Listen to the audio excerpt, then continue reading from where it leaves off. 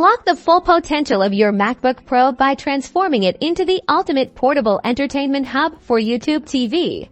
The easiest way to dive into YouTube TV on your MacBook Pro is through your web browser, and Safari is a fantastic choice for Apple users. First, open your preferred web browser, like Safari or Chrome, and navigate to the YouTube TV website by simply typing YouTube TV into your search bar. Once on the YouTube TV homepage, locate and click the Sign In button, usually found in the top right corner of the screen.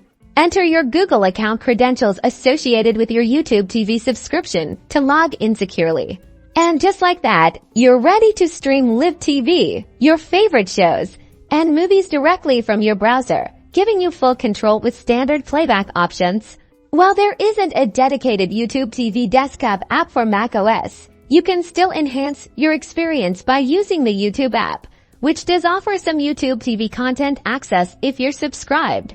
To find it, open the App Store on your MacBook Pro and search for YouTube. If you want to use the YouTube app to browse some of your YouTube TV content, download and install the official YouTube app. Once installed, open the YouTube app and log in with your Google account. You might find some of your purchased or saved YouTube TV content accessible within the app's library section.